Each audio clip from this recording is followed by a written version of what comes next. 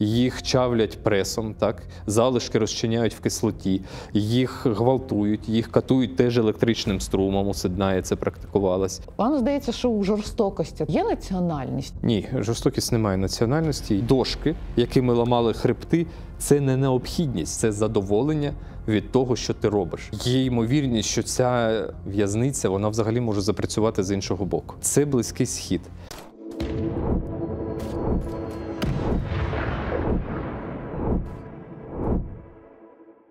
Вітаю, це Бабель. Ми знову в нашій затишній студії в Creative State. Сьогодні у нас в гостях письменник, журналіст, колишній військовослужбовець і в'язник Донецької в'язниці «Ізоляція» Станіслав Асєєв. Вітаю. Вітаю вас. Дуже рада, що ви знайшли час до нас завітати. Поясню, чому для наших глядачів. Тому що Станіслав, окрім всього, що я перелічила, нещодавно був в відрядженні. Так це можна назвати?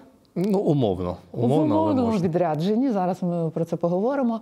Ви літали в Сирію. Так. І ви літали в найбільший, мені здається, концтабір, який побачив світ після Другої світової війни. Саме концтабір, мені можна так називати, це велика в'язниця на північ від Дамаску в Сирії, яку відкрили сирійці після того, як влада Башара Асада впала. І от ви, знову ж таки, поправте мене, якщо не права, в крайньому разі це перший журналіст, який я побачила, що був в Сіднаї. Чи так це? Якщо ви маєте на увазі український, то так. Так, український, звичайно, так. Так.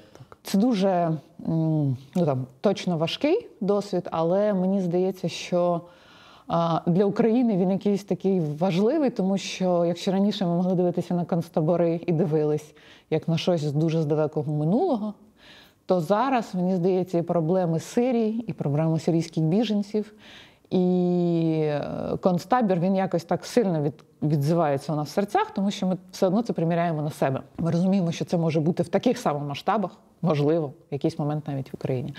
Розкажіть, дуже хочу спитати про враження, розкажіть перше, як ви туди потрапили. Ви подякували за це Головному управлінню розвідки. Як це сталося?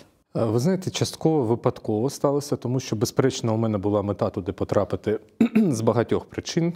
Я, можливо, трішки пізніше їх поясню. І з цього приводу я звернувся дійсно до Кирила Буданова, тому що знаю, що Головне управління розвідки, воно працює в тому числі і за кордоном, і має певні зв'язки, і могло б забезпечити певні гарантії, якби взагалі в цьому регіоні знаходились наші, я маю на увазі, українські спецслужбовці.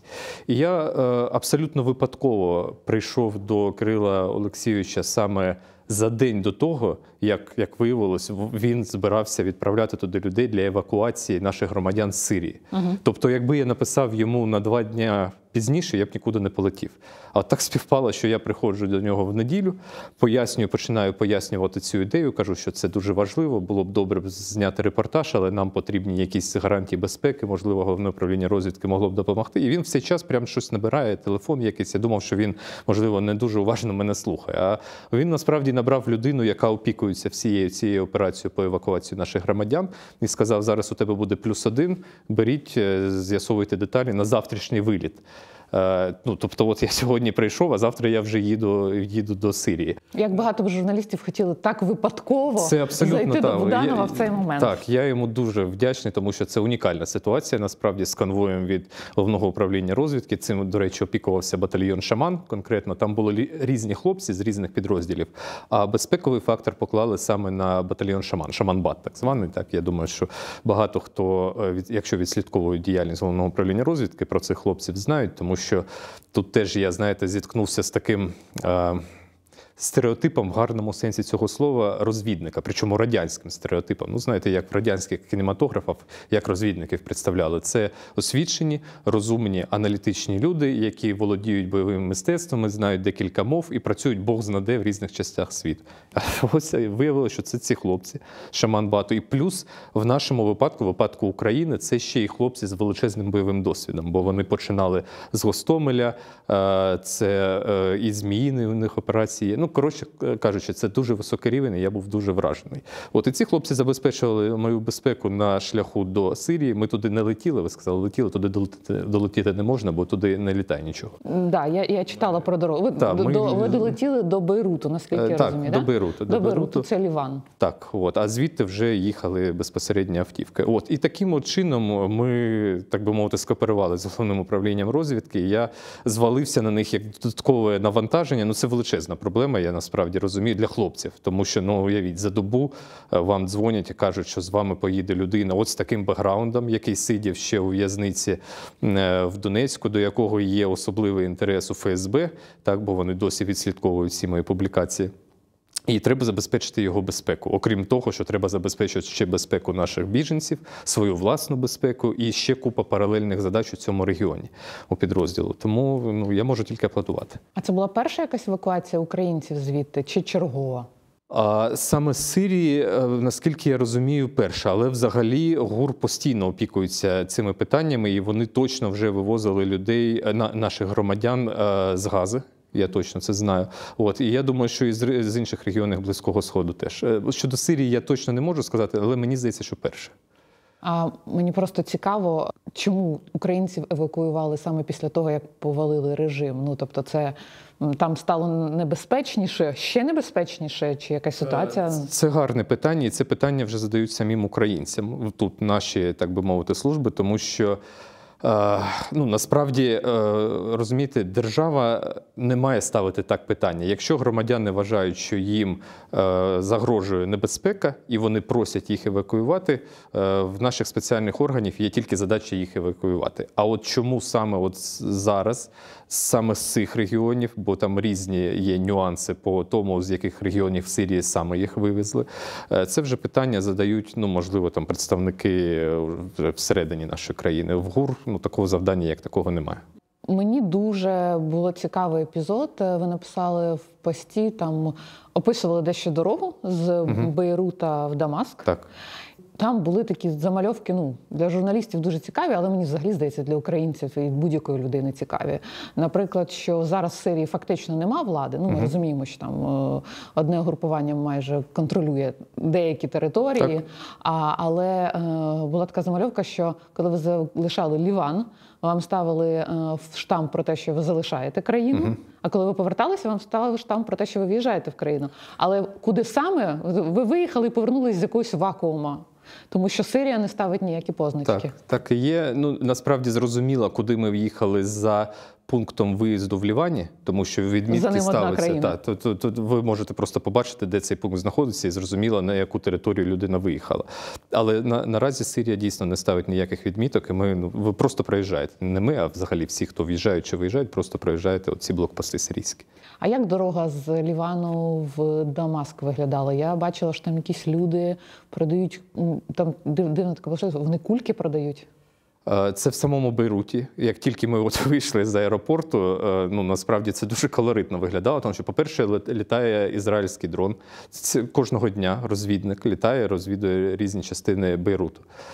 По-друге, частина міста просто знесена ізраїльською, я не знаю, правда, авіацією, чи це якісь ракетні удари були, дахи. І на фоні цих руїн ходять люди з величезною такою копною повітряних кульок різнокольорових. І здається, що це якийсь абсурд, бо кому вони там потрібні. Так, я почитала, я не зрозуміла, кому вони продають кульки. Я б навіть не сказав, що вони їх продають. І, звісно, що в них їх беруть, але їм скоріше дають гроші просто, щоб допомогти цим людям. Ну, там символічно беруть цю кульку, але люди так зупиняються і щось їм там дають, якісь там копійчини невеликі, щоб просто, ну, їм було що поїсти. Це біженці, як я розумію. А як виглядала дорога все-таки з Бейрута в Дамаск? Тому що ви наголошували на тому, що насправді дуже треба там охорона, і що добре, що ви їздили з ГУРом. Але це виглядало як небезпечна така подорож? Знаєте, це виглядало небезпечно з точки зору побудови самої дороги, бо це серпантин в горах. в горах, і там, на сході правил дорожнього руху не існує. Там їздять ледь не по діагоналі. І от з цієї навіть точки зору більше була небезпека, ніж коли ми там могли б зіткнутися з якимись угрупованнями. Тому що, все-таки, по-перше, зі мною були хлопці з Головного управління розвідки. По-друге, росіяни, які спустилися, як я писав, цю долину Бека, вони знаходились північніше. Ми пересікали її південніше, поперік, так? А вони знаходились трішки північніше. І всі оці угруповання, які торгують людьми, зброєю, наркотиками, вони теж трішки були в стороні. Ми не заїжджали спеціально на той бік, щоб не було більшої вирогідності якихось проблем. А трішки це скільки? Це десятки кілометрів? Так, десь так. А так, в цілому, навіть небезпечніше було з точки зору самого дорожнього руху. Там дуже специфічна дорога. А які росіяни там залишились? Це військові окремі, це цілі частини з технікою? Хто конкретно зараз? Вони частково, коли відступали з Хомсу, вони зайшли в цю долину і частково, як мені пояснили гурівці, покинули Ліван. А частково залишились, наскільки я розумію, без техніки, але невеличкі підрозділи застрягли, так би мовити, ще в Лівані і знаходяться на півночі цієї долини Бека. Угу. Тоді питання, власне, про Сіднаю, коли ви туди приїхали, як це виглядає? Тут просто ваші враження. Це виглядає, може, цинічно, але дуже епічно. Це просто вражає масштаби того, що там відбувалось і досі відбувається з точки зору інформаційного такого шуму. Знаєте, я взагалі, чому в тому числі я туди поїхав, тому що коли я намагався донести інформацію про ізоляцію ще до повномасштабного вторгнення і розповідав про те, що там відбувається, на Заході до мене ставились на початку дуже скептично. Казали, такого не може бути у 21 сторіччі, щоб там катували людей струмом, тримали в підвалах, наматували там дроти на мошонку і пускали електричний струм. Тим більше це ж Росія, це ж антифашисти, так? І Сідная – це якраз ще один елемент такої загальної мозаїки, який каже про те, що ми знаходимося в 21 сторіччі, а насправді ми недалеко відійшли від того, що відбувалося всередині 20-го сторіччя, що досі існують концентраційні табори, досі сидять десятки, тепер вже посилаючись на Сіднаю, десятки тисяч людей, їх чавлять пресом, так? Залишки розчиняють в кислоті, їх гвалтують, їх катують теж електричним струмом, у Сіднаї це практикувалось. І взагалі це фабрика смерті, яка в буквальному смислі, так? Табір смерті, табір знищення людей. І, звісно, ті масштаби, які я там побачив, вони вражають, тому що тільки звільнено було більше 2000 людей. А за даними правозахисників і, власне, міністерство, таке умовно Міністерство внутрішніх справ, воно трішки інакше називається, в Сирії, там мало бути декілька десятків тисяч. І саме тому їх досі шукають на рівні рідних. Тобто офіційні пошуки оцих секретних підземних камер, вони закінчені. Ніхто там вже нічого не розкопує, тому що не знайшли нічого.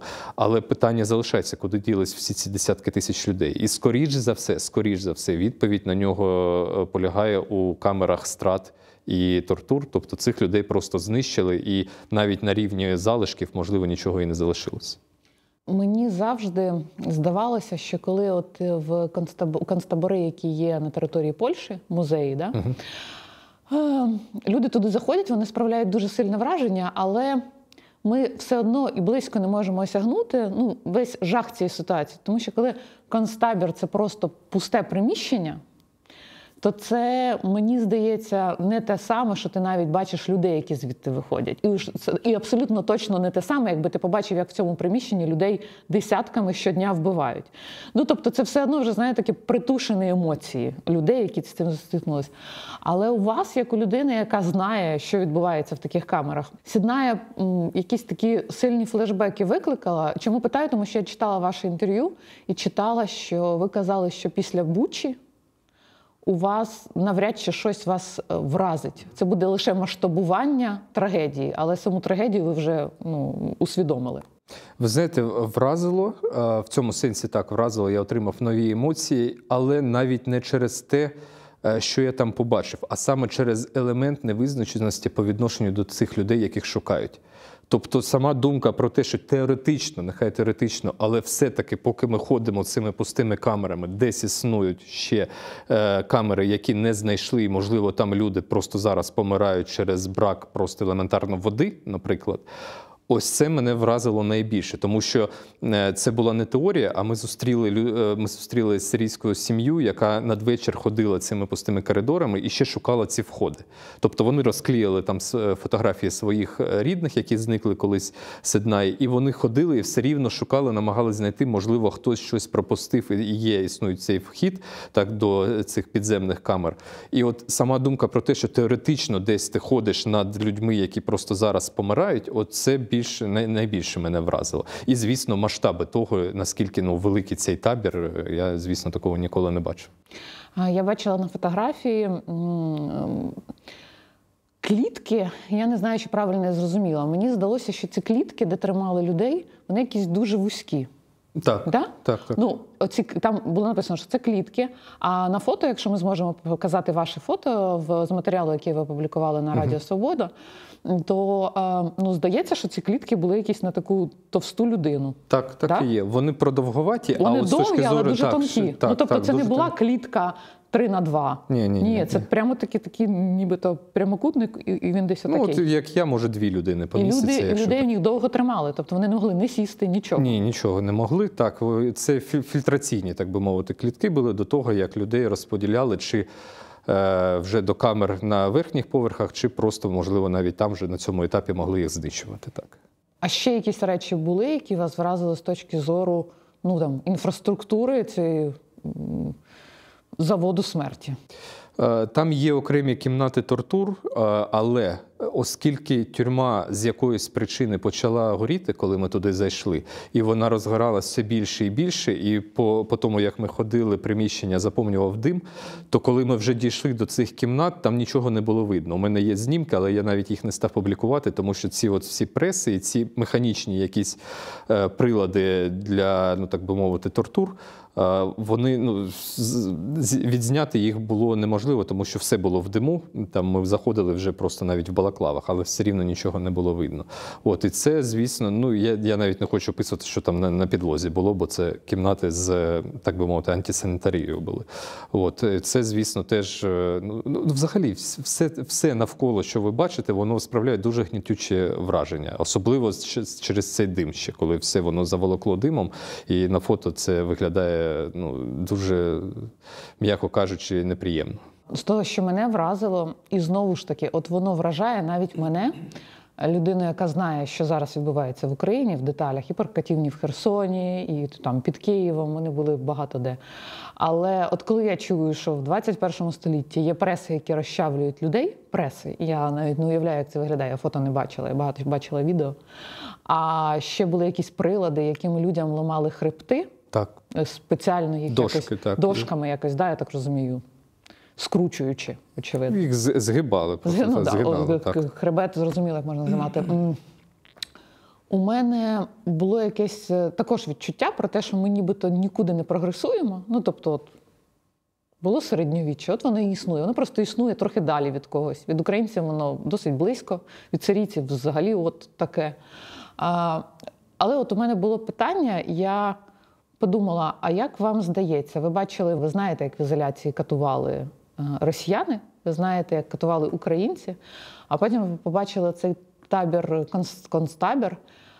Вам здається, що у жорстокості такої надлюдської є національність? Тобто, чи можна сказати, що є якісь нації, ти дивишся, думаєш, вони не люди, як таке може бути? Чи жорстокість – це те, що виникає за якихось певних історичних умов, і воно вивільняє найгірше в людях? Ні, жорстокість не має національності. Я думаю, що тут варто послатися на Стенфордський експеримент. До речі, я був у Стенфорді у тих самих приміщеннях, де його проводили. Це коли знято фільм з Едріаном Броуді за цими мотивами, коли виділили окреме приміщення під камери, і запропонували групі людей поділитись на 2 частини. Це цивільні абсолютно люди, не ув'язнені, а офіційно не ув'язнені, я маю на увазі. Поділитись на ув'язнених і адміністрацію. І виявили, що через деякий час у тих, хто виконував функції адміністрації, почали розвиватися садистські нахили. більше, більше і більше. Ну і в фільмі це доходить до того, що вони ледь не ледь, а просто поперебили один одного. Так і потім вже закінчився цей експеримент. Тому, безперечно, це все не має якоїсь етнічної приналежності. Ну, я думаю, що ви погодитесь, що німці – це не остання в культурному сенсі нація, але те, що вони робили з людьми, це всі ми знаємо. Зараз ми бачимо це на Близькому Сході, зараз ми бачимо це і з росіянами. Ми бачимо це на прикладі американців у в'язниці Абу-Грейб. І Бог знає, що зараз відбувається в Північній Кореї, де ці концтабори взагалі об'єднані в систему концтаборів. Так? І ми нічого майже про це не знаємо. Система концтаборів, яка називається Північна Корея. Ну, фактично так. Тому я не думаю, що це має якісь етнічні ознаки. Ви, мабуть, думали про те, як запускаються ці механізми жорстокості у людей, в який момент люди, які тобі здаються більш-менш адекватними, стають там якимись тваринами просто. І як вам здається, що може стати цим спусковим гачком? Я це питаю для того, щоб копатися просто в чомусь теоретичному. Я завжди боюся, що щось таке може загрожувати і нашому суспільству. Нам здається, що ми абсолютно мирні, і це не зворотня, але ми знаємо, що в історії зворотні багато процесів. Що має статися з суспільством, щоб таке насилля стало нормою? Ну, дивіться, ми говоримо ж не просто про насилля на вулиці. Ми говоримо про систему знищення людини і особистості як фізично, так і морально. Для цього потрібне окреме приміщення, закритий простір. Неважливо, це буде невеличка камера ізоляції, чи камера тортур Седнає, чи цілий комплекс Седнає. Так, це закритий простір, в який немає доступу інших людей. Дуже важливий момент, щоб не було соціального погляду зі сторони на те, що ти робиш. Тобто я Господь Бог, я зайшов в цю кімнату, я закрив двері, немає жодної камери, переді мною жертва повністю зв'язана якимось скотчем чи наручниках, і я можу робити що завгодно, не маючи ніяких наслідків. Ніхто не скаже, що це ненормально. Так, нема кому сказати, тому що всі інші теж частина цього, розумієте? Це спеціальні умови. І тут дуже важливий момент в тому, що ти не зобов'язаний цього робити. Тобто ці дошки, якими ламали хребти, це не необхідність. Навіть якщо людина приречена на страту, ви можете її просто стратити, не катуючи, не гвалтуючи і не знущаючись. Так? Я не знаю, за законом в них ці страти, чи вони просто страчували людей. Але тим не менш, те, що вони робили, як робили і в ізоляції, це не необхідність, це задоволення від того, що ти робиш. І оця система, чим далі вона розвивається, чим більше ти проводиш в цій системі, тим більше розвивається у вас цей садизм. Тому що цей, наприклад, Палич з ізоляції. Це комендант Донецької ізоляції, так, головний в'язниці ізоляції, де ви провели 2,5 роки. Так. Я знайомий з людиною, який перетинався з ним в 2014 році і був, слава Богу, визволений з ізоляції, його відправили назад. І він каже, що з моїх розповідей про те, ким був Палич в 17-19 роках, йому зрозуміло, що чим далі, тим він ставав гіршим. Бо в 14-му він був ще не такий. Такої системи, як була вже в 17-19, ще не було в ізоляції. Але з кожним днем ставало все гірше, і він в даному випадку він ще й звинувачував нас в цьому, тому що він не міг вийти з ізоляції за межі і казав, що він вимушений ставати такою твариною через нас, у нього немає вибору, він постійно через це напивався. Коли напивався, ставало ще гірше, він ще більше ламав людей. На наступний ранок він трезвів і розумів, що він зробив. Це ще більше впливало на психіку, і таке замкнене коло. І я думаю, що в Седнаї відбувалось плюс-мінус те ж саме. Коли люди вже, та адміністрація, яка знущалась над сирійцями, вона розуміла, що виходу їм з цієї системи немає, а якщо немає виходу назад, то чому ми маємо зупинятись? Можна йти тільки вперед, і немає ніякої перспективи, що ми за це відповімо. А потім прийшли люди, яких називають повстанці, Тахрір аш-Шам, це сучасна, так би мовити, влада Сирії, і все. І сказали, що ні, цьому покладено край. І я думаю, що вони навіть подумати не могли, адміністрація Седнаю, що колись настане день, коли отак за тиждень рухне режим, який там існував, умовно кажучи, з 2011 року, і все просто рухне. Ви були в Седнаї кілька годин, я так розумію. Так. Зараз в'язниця, знову ж таки, я так розумію, з допису, вона відкрита для журналістів з різних країн, так? Вони туди приїжджають, фотографують. Я бачила, що ви там зустріли, власне, родичів, і от ви казали, що вас дуже сильно вразило те, що фотографії людей зниклих, їх розвішують в надії на те, що їх знайдуть. І також на фотографіях я бачила багато ям, Це ці розкопки, де шукали підземні камери. Я просто поясню, що справді всі думали, що в Сиднаї десятки тисяч людей сидить, а звільнили там, я бачила, 4 тисячі писали, до 5 тисяч, ви кажете про 2 тисячі. Тобто, порівняно з тим, що очікували, це небагато. Але, справді багато хто пише, мабуть, це тому, що існувала інфраструктура знищення залишків, утилізації. Тобто, це просто кислотою все розчинялося. Які ще, можливо, були враження від Сиднаї, крім того, що там всі було задимлено, там багато журналістів, якісь ваші власні емоції? Насправді журналістів вже було небагато, можливо, тому що ми приїхали під вечір. Так вже сталося, що ми наступного дня мали їхати вже з Дамаску, і в нас був такий дуже короткий дедлайн, треба було встигнути все. І під вечір там я зустрів, мабуть, 2 знімальні групи, з якихось азійських ЗМІ знімали щось, і, здається, навіть місцеві, чи хтось з арабських ЗМІ був. Тому людей надвечір було небагато. А в цілому... вражає, перш за все-таки масштаб. Розумієте, навіть якщо порівнювати з ізоляцією, то ізоляція – це в гіршому випадку, коли там була максимальна кількість людей, це фактично одна камера Сиднаю. В ізоляції до 80 людей було найбільше за часів, коли я там був. Це з забитими підвалами. А в Сиднаї я читала, що були камери, просто де 50 людей сиділо, спали боком. Оце одна камера, туди набили, просто 50 людей. Там же, розумієте, там немає ніяких нар, як в ізоляції, наприклад, коли можна койки порахувати. Або підлога. Плитка на бетоні, вона просто створена, і все. І вас туди забивають, і ви спите, та як зможете, так і спите. Хоч стоячи, хоч сидячи, хоч боком, а набити вони можуть скільки завгодно. І 50 людей в одній камері, це для них було нормально. Тому з точки зору масштабу і побутових умов, звичайно, що Сидная – це як підвали ізоляції. І те в підвалах ізоляції, якщо ми беремо великий підвал, там були нари все-таки. Були камери і без нар, теж так званий стакан, де ти просто стоїш. Але здебільшого камери утримання, вони завжди були з якимось нарами. А в Сиднаї ні. Сиднаї там в деяких камерах були якісь, щось схоже на матраси. Я не знаю, це, мабуть, вже коли ви там відсиділи досить довго. А здебільшого люди спали просто на бетоні, і, як я писав, це пустеля. І там дуже холодно вночі, навіть влітку, в принципі. Мені цікаво було в дописі у вас прочитати про те, що Дамаск – це те, що вас найбільше вразило з останнього, що ви бачили, і взагалі там номер 1. Я подивилась фотографії, ми їх покажемо, але фотографії, звичайно, вражають. А мене цікавить, що конкретно вас вразило, напевно, не обов'язково це очевидно з фотографії. І друге, чи відчувається в Дамаску, мені чомусь здається, що там має бути якийсь такий вайб, знаєте, як коли ми після розстрілів вийшли на Майдан, і я пам'ятаю цей ранок, коли ми підходили до адміністрації президента, і там не було Януковича. І це був абсолютно, всі люди по вулиці ходили, це була якась абсолютна перемога. Щось таке відчувається в Дамаску, коли люди скинули диктатора? Набагато довше, який просидів, ніж Янукович. Відчувається, і це відчувається навіть по зовнішньому вигляду жінок, які ходять тепер абсолютно відкрито, свободно, так би мовити, вулицями у абсолютно європейському одягу, і до них навіть немає ніяких питань. А вони носять хоч щось на голові? Дивлячись, є ті, що носять, є ті, що не носять. Тут дивлячись від того, як жінка сама себе ідентифікує. Тобто до них ніхто не вимагає носити там, якось закривати обличчя, але є ті, які дотримуються релігійних традицій і все ще закривають.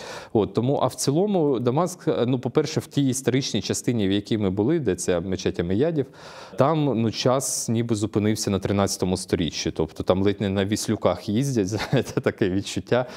Це цей старий ринок, базар, фактично, зі своїм колоритом. І сама мечеть – це щось неймовірно таке. Але я написав, чому мене ще це вразило. Я не побачив неврозу у місцевого населення щодо того насилля, в якому вони живуть десятиліттями. Тобто вони настільки якось спокійно переживають те, що проходить повз них, всю цю зміну влади, всі ці розстріли, всі ці жахи Сиднаї, масових поховань, що коли ти бачиш навколо людей і навіть спілкуєшся з ними, вони відчувають себе так, ніби всього цього не було. Тобто вони спокійні, усміхнені, навіть життєрадісні, я не знаю, як це пояснити. Але вони радісні, тому що Асада не стало, безперечно, вони дуже цьому радіють. радіють, і це теж специфічний момент, тому що всі, можливо, думали, що, знаєте, ну там більше, якщо Асад існує стільки часу, то всі його підтримують. А насправді його настільки ненавидять, там, що як я написав в репортажі, що коли ви йдете, найменша якась фотографія чи портрет Асада десь, її замальовують чи здирають одразу. Тобто настільки ненависть до нього і до всієї родини Асадів взагалі, що так. Ну, це дуже цікаво з точки зору, що, мабуть, ми всі сподіваємося, що якась така трансформація може статися в Росії. І, можливо, в той момент, коли не стане Путіна, з'ясується, що його зовсім не так сильно любили, як нам здається, і, можливо, росіянам здається. А з іншого боку, я от думаю про те, що коли помер Сталін, але це трошки інша ситуація. Сталін помер, але режим не змінився. Люди не мали свободи. Вони отримали наступника, хоч дещо кращого. Ну, люди плакали. І от тут мені якраз і цікаво, тому що з одного боку серія чимось надихає, що люди, я бачила, замальовують справді портрети усюди, а з іншого, чи варто нам щось чекати від росіян, тут скоріше питання. Це дійсно дуже умовно, речі, які можна дуже умовно порівняти, тому що в Сирії все-таки ключовий фактор релігійний. І нового лідера, який зараз прийшов до влади, сприймають ледь не як на рівні пророка Мухаммеда. Що багатьом не подобається навіть всередині країни, тому що тут знову релігійне питання виникає, не можна так ставитись до світської людини. Але тим не менш його сприймають навіть не як національного героя, як пророка майже, який звільнив просто від всіх жахів, які були. Історія з Сталіним – це світська історія. Вона будується суто на тоталітарному моменті, але з релігійними аспектами. Тобто він теж був як таке втілення чогось релігійного, тільки під знаком комунізму. Так? Що я пам'ятаю, я вперше взагалі дізнався про феномен похорону Сталіна від мами в дитинстві, коли вона мені сказала, що тоді, в ті часи, загинуло дуже багато людей на цих похоронах, їх задавили. А я тоді не знаю, як таке можливо, чому вони загинули. І тільки коли я вже почав там дорослішати і вивчати цю тему, зрозумів, що так, вони просто вдавці, настільки люди людей хотіли... було настільки багато. Так, їх було настільки багато, вони хотіли побачити його тіло і віддати шану останню, що вони просто померли там. І це було теж, і про що ніхто не казав, так? Ніхто не писав і ніхто не казав. Тому щоб не асоціювалося це з таким негативом. Так. Тут є схожі елементи, але коріння в них все-таки інше. Якщо закінчувати з Сирією, чи є відчуття, от ми тут сидимо, ми читаємо новини, ми дивимося фотографії, у нас є якесь таке відчуття, що диктатора не стало, і в будь-якому українці, коли не стало диктатора, це великий плюс. Але я от ловила себе на відчутті, я пам'ятаю ці зруйновані і армією Асада, і росіянами міста.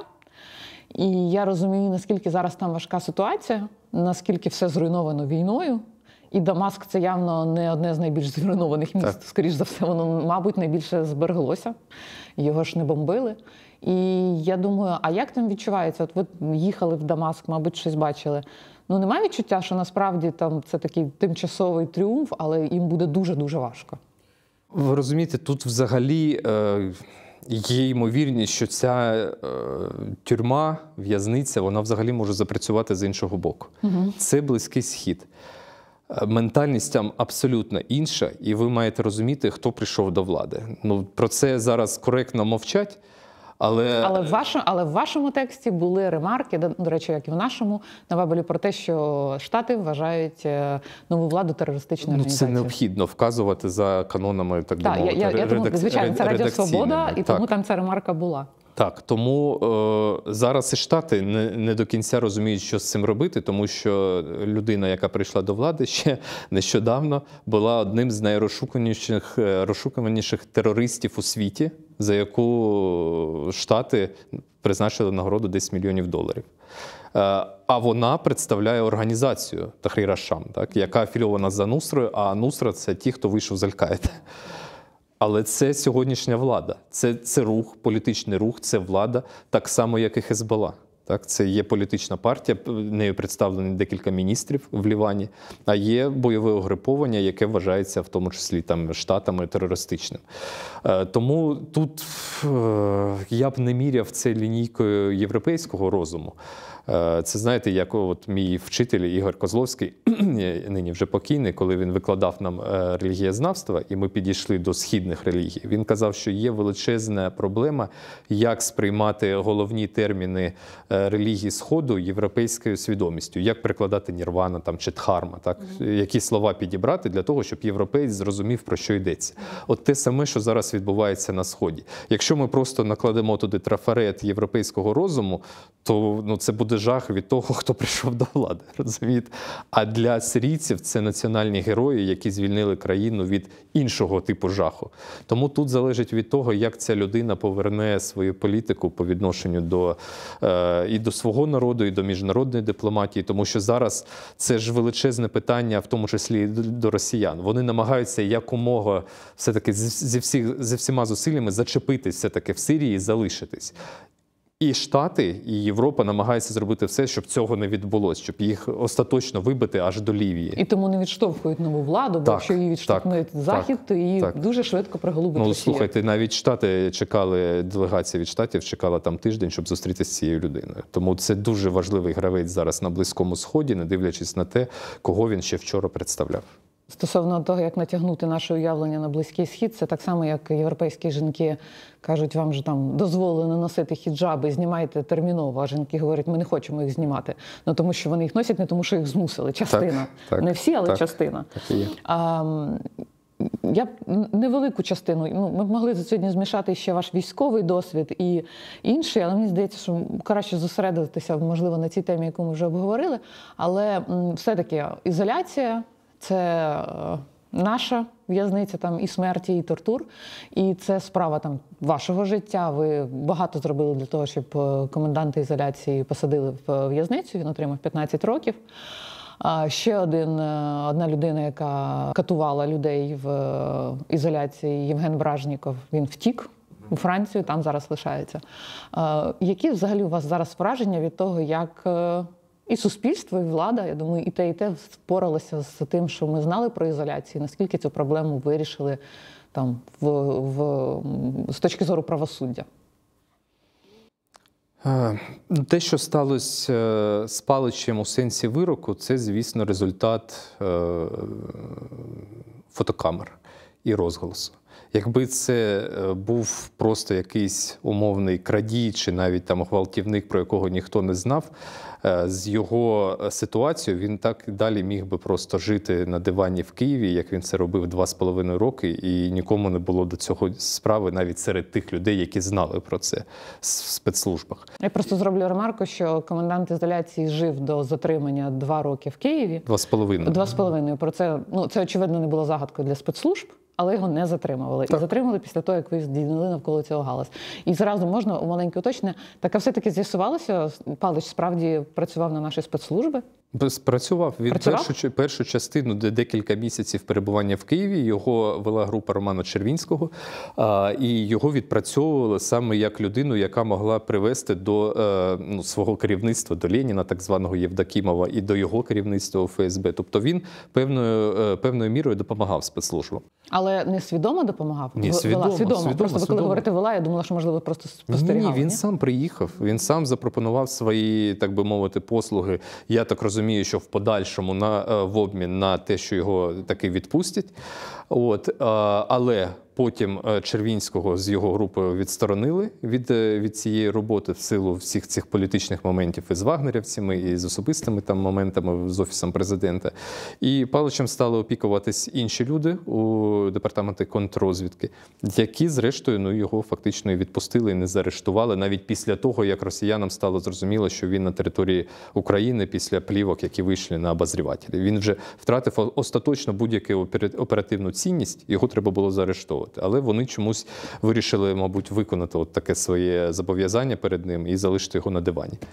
А Євген Бражніков втік у Франції, де зараз перебуває, але, наскільки я розумію, по ньому мають вести справу у Франції. Була така домовленість? Так, ми робимо все для того, щоб дістати його у Франції з юридичної точки зору. Зараз я по деталям не буду казати нічого, але цей процес іде, і все-таки я сподіваюся, що він знайде якесь своє логічне завершення. У вас був фонд «Ініціатива справедливості», ми писали про нього на Бабелі, було інтерв'ю. А ви казали, що коли пішли в ЗСУ, ви казали про те, що ваша задача була його промотувати, розказати, донести інформацію.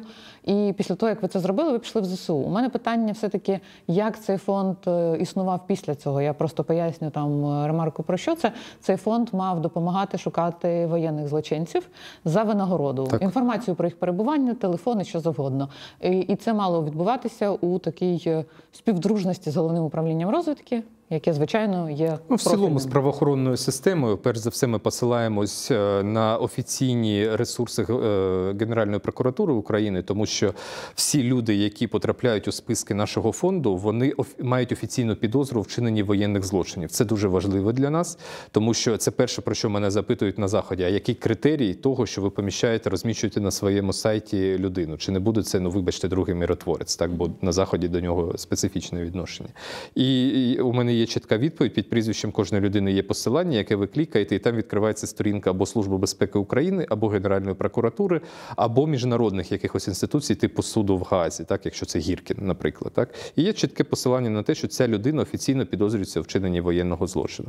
Тобто тут ми співпрацюємо, скоріш, навіть з правоохоронною системою. Так. Поки я був у Збройних силах України, робота, вона, так би мовити, була в підвішеному стані, тому що не було кому цим займатися. З точки зору промоції я це зробив, так, ще до того, як влився у Збройні Сили України. Але ключове питання такої роботи – це гроші. Це гроші, це фінансування, починаючи від команди, якої немає технічної, бо люди, які мені зараз допомагають, навіть зі спеціальних органів, вони це роблять як волонтери, коли в них є вільний час після основної роботи. Це так не має бути. І закінчуючи, звісно, головна стаття видатків – це винагорода інформаторам.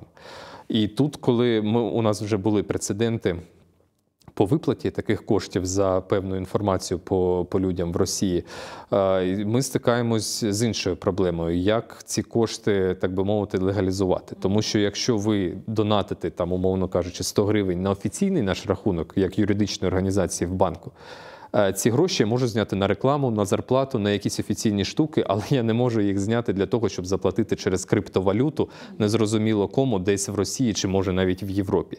І тому ця стаття видатків, вона може закриватись тільки через неофіційні рахунки, такі як крипта чи PayPal, скажімо. Але я так розумію, що в цьому вам мав допомагати ГУР. Вони якось мали проводити ці платежі. До цього навіть ніколи не доходило, тому що ми і не зібрали ніяких коштів на офіційні рахунки, там трохи більше 1000 євро висить. Все, що є, це якийсь PayPal, це криптогаманці. І тому тут питання, щоб в тому числі законодавчо легалізувати таку діяльність, бо ми, в принципі, перша громадська організація юридична, так, яка робить такі речі, декларує, займається щось на кшталт детективним пошуком цих людей. А як це зробити з точки зору фінансової прозорості? Був прецедент, коли, знову ж таки, ініціатива йшла від Головного управління розвідки, щоб законодавчо закріпити таку діяльність, як наших організацій, на майбутнє, і ми могли вільно розраховуватись коштами на офіційних рахунках. Але до цього так і не дійшло, сказали, не на часі, зараз іде війна, так, і ще там підлаштовувати законодавство під одну організацію ніхто не буде. Тому є питання, але головне питання – це фінансування, де знайти кошти, і я вже зрозумів, що з звичайних донатів ми ці кошти не зберемо, тому що люди дають гроші на те, що можна побачити чи, так би мовити, осягнути в якийсь короткий період часу. Ви дали там 100 гривень, завтра ви побачили дрон, післязавтра, як цей дрон вбиває росіян. Або в вашому випадку побачили труп і на ньому написано 100 гривень тут були ваші. Ні, ми до цього так ми не працюємо і так ми не декларуємо себе. Але тим не менш, будь-які результати нашої роботи, вони на перспективу вперед, можливо, навіть на роки. Ви їх не побачите завтра. І люди не готові давати за це гроші. Тут треба знайти якихось приватних спонсорів, які можуть профінансувати і команду, і інфраструктуру, і виплату винагороди. І, на жаль, поки що таких людей системно я не знайшов, хоча шукав їх і в Сполучених Штатах, і в Європі. Але до Буданова ви випадково зайшли. Чому випадково? Ми знайомі з ним з 20-го року по темі ізоляції. Коли ще був міністр Резніков, і він мене познайомив з Будановим там на загальній нараді.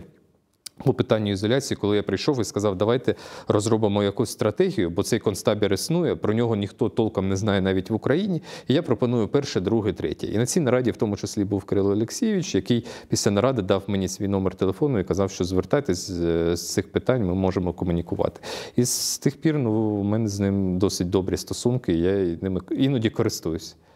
Сіднає, як мінімум, на зараз не працює, зачинена. За прямим призначенням, я маю на увазі. А ізоляція, я так розумію, працює. Працює. Які зараз звідти є новини? Я читала, що у вас дуже мало інформації про те, що зараз там відбувається, але нібито відомо, що там справді є люди. Так, майже немає, але буквально днями я отримав інформацію, мене запитували про те, про який стан речей в ізоляції, тому що людина каже, що за моїми даними, мій чоловік там знаходиться. Мені сказали, що його кинули туди.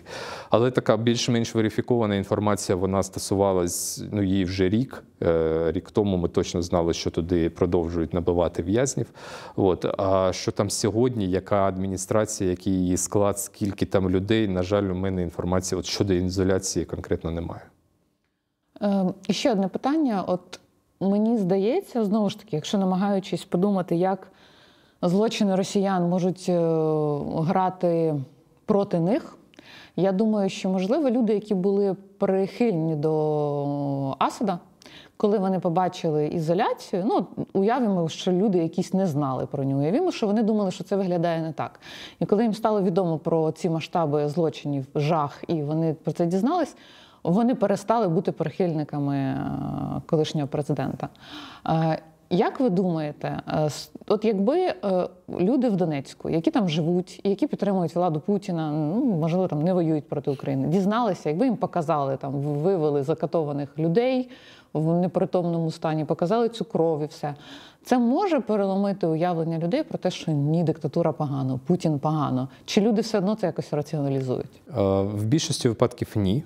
Як показує практика тих самих нацистських концтаборів, коли знімали спеціально репортажі про них і показували цю плівку німцям, які підтримували націонал-соціалізм. Примусово. Так, примусово. Вони все рівно залишались прихильниками націонал-соціалізму, здебільшого своєму. І ця дискусія відбувалась протягом 20 років, ще до середини 60-х років, коли більш-менш суспільство німецьке, до речі, і австрійське, вже вийшло на позицію того, що ми несемо відповідальність за це, ми про це будемо розповідати в школах покоління за поколінням, і все рівно залишались переконані нацисти, які казали, якось раціоналізував, в тому числі того, що це все вигадка, цього не було, це спеціально там американські спецслужби підробили все, а деякі навіть ті, які розуміли, що це було, казали, це ж євреї. Так, вибачте, в них залишалася ця ментальність все рівно, що це не люди, це взагалі вороги будь-якої цивілізованої людини, і їх і треба було знищувати. У нас був фюрер, у нас був період, коли Німеччина просто розцвітала, розквітла, так, на фоні націонал-соціалізму. Закінчилось все погано, але закінчилось погано через комуністів. Приблизно так вони. Я думаю, що так само плюс-мінус буде і на Донеччині, коли навіть їм, якщо їм покажуть, настане час, покажуть там ізоляцію, дійде інформація там про мою, можливо, книжку, вони, можливо, навіть її прочитають, все рівно це буде якась... До речі, є гарний приклад. Я коли сидів в підвалі в МГБ на Шевченка 26, куди, до речі, нещодавно, декілька днів назад прилетіло, роздовбало це приміщення. Там була книжка «Акваріум» про роботу ГРУ, радянського ГРУ, в дуже незручній для самого ГРУ манері написання. І коли я її там читав, якось заходила ця адміністрація, приносила нам їжу, вони дивляться, і один з них каже, що ти там читаєш, це все на деньги британської розвідки написано. Приблизно така форма сприйняття буде і про ізоляцію, якщо все це рухне на тій території. Зараз багато, був такий період, коли говорили, що Крим ми, мабуть, про себе говорили в приватних розмовах, що, можливо, Крим ми назад не отримуємо до повномасштабного вторгнення, але Донбас для нас ще був територією, яку ми точно претендуємо і хочемо повернути. А зараз, чим далі йде війна, чим складніша ситуація на фронті, мені здається, що поступово починають відмовлятися від Донецька і Луганська, як раніше окупованих територій. Я не буду там говорити ніяких оцінок давати, але Як ви думаєте, як людина, яка в Донецьку там жила і взагалі з цього регіону, ви народилися в Макіївці, і як ви вважаєте, реінтеграція цих людей демократичними, такими недиктаторськими способами, якщо раптом у нас вийде повернути цю територію, вона можлива? Ні. Ні, неможливо. В тому числі і по відношенню до нового покоління. Я вам наведу навіть суто технічний аргумент. Діти, які пішли до школи у 14-15 роках, вони не розуміють українською. Тобто вони не зможуть навіть споживати контент української історії, української культури, українських медіа, бо не розуміють цієї мови. А ті, що розуміють, старше покоління, ви їх вже не... Це те, про що ми щойно говорили. Ви їх не перевиховуєте. Це вже люди, які все рівно будуть щонайменше не розуміти нашу державу, а щонайбільше просто тихо її ненавидити. Так? А от діти, з якими можна було працювати, Росія ж дуже грамотно зробила на них ставку. Вони всю українську мову звідти вимили. І ці діти, навіть якщо їх зараз просто повернути туди державний прапор і сказати, це територія України, з ними доведеться розмовляти російською. І щоб їх чомусь навчити з точки зору української національної ідеї, треба буде перекладати підручники, тому що вони навіть прочитати нічого не зможуть. Вони не розуміють нашої мови. І це величезна гуманітарна проблема. І якщо їх неможливо реінтегрувати, це значить, що нам треба відмовитись? Чи це значить, що треба, не знаю, якісь абсолютно інші методи застосувати? Ні, дивіться, відмовлятись не можна в ніякому варіанті, навіть якщо нам доведеться заморозити цю ситуацію. Тому що це прецедент, який запустить надалі, так би мовити, віджим наших територій в подальшому, навіть з юридичної точки зору. Якщо ми скажемо, як відбулося з Карабахом, що це не наше все, ми підписуємо, забирайте, через декілька років це може статися по відношенню до інших регіонів. Тому дуже важливо це отримати, знову ж таки, як приклад Карабаху, але з точки зору Азербайджану. 30 років пройшло, а вони все рівно казали, це наше, це наше, це наше, ми колись заберемо, тримали це в національній свідомості, і так для них це і сталося. Оцей приклад для нас дуже важливий, тому що якщо ми юридично на якомусь моменті скажемо, то там технічно неможливо реінтегрувати, все розбомблено, всі нас ненавидять, забирайте, це буде дуже небезпечно для тих регіонів, де все ще зберігається Україна і на які Росія досі націлена. Я думаю, що такого робити не можна. А тоді який вихід? Якщо ми не можемо перевиховати і отримати назад це покоління, але і залишити їх там не можемо? Отримати частину Росії в складі України? Ні. З огляду на ситуацію на фронті про це навіть питання не стоїть. Тут добре було б, щоб ми втримали Дніпропетровську область і Павлоград, знаєте, а не те, що ми будемо робити з тими, хто живе в Донецьку. Вибачте, але реальність саме така. Я думаю, що в найближчі роки навіть питання про реінтеграцію не буде стояти. Не хотіла запитувати, але просто не знаю, як за чим зачепитися. Ми не будемо говорити про ваш досвід військовослужбовця, це має бути окрема розмова, але тоді все-таки питання. От ви недавно залишили ЗСУ, ви пояснили, що ваш батальйон розформували через втрати, ви хотілося людей в різні частини одної бригади розформували, ви хотіли перейти в ГУР. Це проігнорували, і ви мали право, як колишній в'язень, просто демобілізуватися. Але ви знаєте ситуацію на фронті, ви були в піхоті, ви були не в штабі. Як ви зараз в цілому оцінюєте те, що відбувається, і чого треба чекати об'єктивно в році, який от-от настане? Глибока криза і колапс, перш за все в піхоті, з перспективою катастрофічних наслідків. От якщо одним реченням, як я це оцінюю, я бачу це так. Якщо ви запитаєте, що робити, то щонайменше, знову ж ви правильно сказали, це величезна окрема тема, але щонайменше я б просто зараз почав виводити піхоту в окремі контракти на 3-6 місяців при паралельній мобілізації. Почав би робити щось на кшталт приватних військових компаній з професійною підготовкою, фіксованою ставкою в 200 тисяч гривень, яку не змінить ні ваша локація, Бо ви від'їхали на 3 кілометри від фронту, ви вже не отримуєте 100 тисяч. Так? З фіксованою ставкою, з професійною підготовкою і з перспективою виходу з цієї системи через 3-6 місяців. Тобто це найомник, це контрактник, який професійно підготовлений, який знає, що він свідомо буде ризикувати своїм життям в найбільш жорстких ситуаціях на фронті, який знає, що він отримає височенну винагороду в порівнянні з загальною зарплатою по Україні, знає, що його професійно підготують, що він зможе вийти з системи, і якщо захоче, він просто одним підписом знову зайде, знову на невеликий термін умовний, так, і в принципі реалізується себе як професійний найманець. А та система, яка є зараз, коли Василя під Жмеринкою ловлять, кидають в бусик, кидають потім в учебку з пліснявою, і він потрапляє на фронт і вмирає там, ну, суто кількісно, можливо, президенти бачать ці речі. О, ще 100 людей сьогодні мобілізували, а з цих 100 людей 12 воїнів.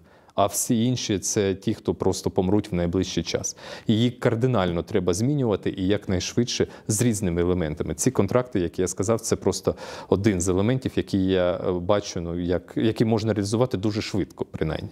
Хоч якісь спроби реалізувати зміни, реформувати ви бачили протягом останнього півроку? Ні.